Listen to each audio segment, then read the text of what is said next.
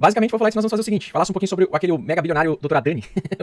O Adani sumiu aí com 68 bilhões de dólares, o cara perdeu quase 70 bilhões de dólares em patrimônio de uma semana para outra. Pra você ver aí que não é só nós que somos, que temos pouco dinheiro, que nós não somos bilionários, nós vemos bilionários perdendo aí dinheiro pra caramba. Então, o mercado financeiro ele tem dessas coisas, né? E aí uma coisa que me preocupa eu quero saber quais são as ações que fazem parte do conglomerado dessa empresa, desse mega bilionário Adani. Porque se ele tiver ações americanas, né, isso pode afetar também os mercados como um todo, beleza? Então, geralmente, num período de recessão, a gente começa a ver essa insolvência, a falta de liquidez nos mercados, né? Detalhe, a empresa Morgan Stanley falou para não comprar esse rally de alta enquanto a gente já se aproxima do calendário do Fed. E, principalmente, não lute contra o Fed. Geralmente, a Morgan Stanley fala sempre um monte de bobagem. Já falaram um monte de mal sobre Bitcoin lá em 2017, 2018. Me dava até sono. E o Bitcoin subiu e disparou de preço violentamente, tá? Então, nós temos o seguinte. Nós temos aqui, eles estão falando sobre a performance do S&P 500, né? Que o ano começou com 6%, só que nós estamos em contração econômica. Então, sempre tem que lembrar que existem altas durante o bear market. Isso é muito importante ficar cravado na cabeça de vocês. Enquanto tem bear market, a probabilidade maior no longo prazo é continuar caindo. Isso significa que, quando nós temos altas, geralmente elas são rallies de altas ou pullbacks de longo prazo para o preço depois voltar a continuar caindo, numa tendência de bear market como nós estamos, tá? Então, basicamente, nós vemos também, alguns banqueiros, né, falando sobre um risco de sell-off, um risco de venda muito grande, e que esse rally atual do mercado de ações pode provocar esse rally, e eu concordo e vou mostrar isso no gráfico para vocês, tá? Então, a gente está passando por uma fase agora que a gente já está vendo uma euforia muito grande nos mercados, ou seja, o mercado ainda não, na minha opinião, não sofreu o suficiente, não... Acho que as pessoas estão dando de ombros com a questão do apertamento quantitativo. Eu acho que os acionistas do mercado tradicional, principalmente o mercado de ações internacional, eles estão preocupados em tentar antecipar um movimento do Fed, né, de pouso suave. Mas eu vou mostrar alguns dados para vocês que são um pouquinho preocupantes.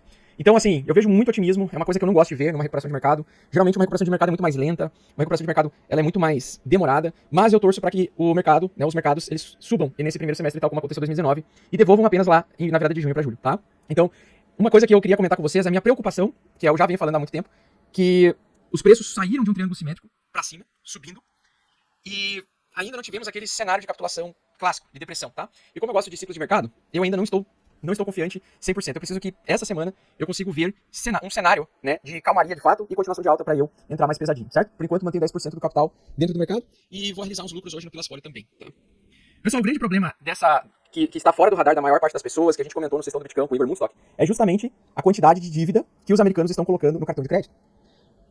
A gente, que nem aqui no Brasil, a gente vive e trabalha com uma cultura muito semelhante ao do americano. A diferença é que a gente é bem mais pobre do que os americanos, né? Então, por exemplo, a nossa população média não ganha 15 mil reais, né, ou seja, 3 mil dólares, como a população americana ganha. A nossa renda, a maior parte das pessoas no Brasil é pobre. Tem pessoas que acham que são ricas ganhando 10 mil reais por mês, mas 10 mil reais por mês ainda você está abaixo do nível do valor mínimo que um americano ganha. Então, muita gente no Brasil tem pouco, inveja aqueles que conseguem conquistar um pouco mais, e aqueles que conquistam um pouco mais acham que estão acima dos demais. A gente tem essa cultura um pouco imbecil de ser soberbo, né? No momento que as pessoas começam a comparar salários e rendas. Mas a bem da verdade é que 80, talvez até mais, por cento da população brasileira, e na minha opinião, quem ganha menos de 2 mil dólares por mês, não é uma pessoa rica, não é uma pessoa bem dinheirada. Por isso que a gente precisa lançar mão de assumir mais riscos e sair de um ecossistema que nos gera crédito para que a gente tenha dívidas futuras. Por que no Brasil Casas Bahia dá certo? Por que no Brasil, por um tempo, né? Casas Bahia dá certo, Americanas por um tempo deu certo, Submarino deu certo por um tempo. Porque a Van deu certo, né? Vamos fazer esse questionamento. Porque eles oferecem produtos com parcelas de 36 vezes. Então, ou seja, a gente vive uma cultura onde a gente sempre está até o pescoço atolado de dívida para ter coisas. Então, vocês precisam entender que, você aceitar ganhar menos de 15 mil reais, independente de onde tu mora, é pobreza, cara. É pobreza. Você não vai conquistar os teus sonhos ganhando menos que essa merda. Você pensa assim, eu quero viajar. Tu vai viajar, tu vai se endividar, vai fazer o teu cartão lá 15x. Então no Brasil é muito mais grave isso daqui, né?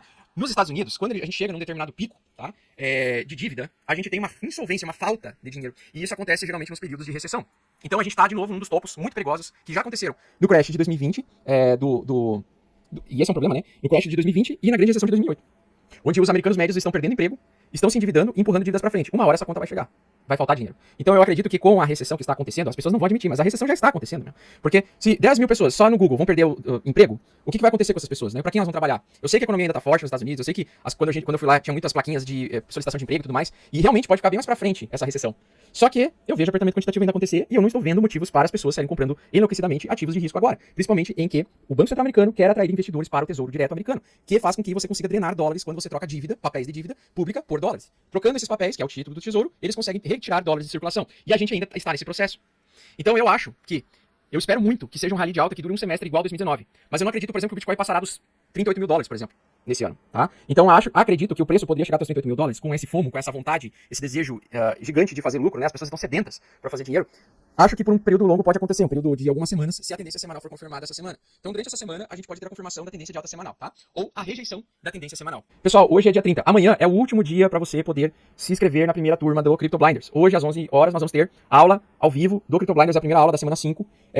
E, basicamente, este é o melhor curso disparado sobre o mercado de criptomoedas e criptoeconomia do Brasil. Assim, disparado, porque nós temos aí mais de 200 aulas, tudo gravado, com lives ainda, tá? Então não é aquele negócio, caro porque é caro. Não é caro porque foi entregue muito valor mesmo. Tem mestre de DeFi, mestre NFT, mestre do Price Action. Hoje vai liberar pra quinta semana o mestre do DeFi. Então, link na descrição pra quem quer aprender a ser foda nesse mercado.